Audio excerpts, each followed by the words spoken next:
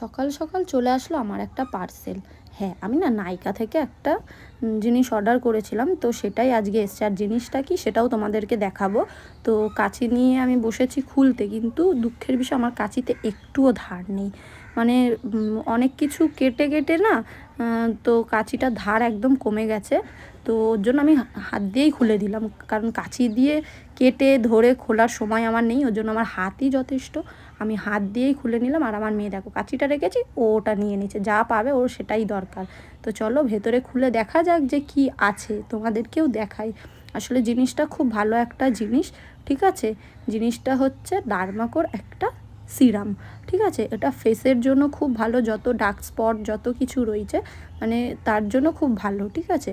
দেখো এই দেখো ডার্মাকোর একটা কোজিক সিরাম, ঠিক আছে। সিরামটা খুবই ভালো। এইটা তোমরা সবাই নাইকা বলো, তারপরে পার্পেল, সব কিছুতে, মিন্ত্রা, সব কিছু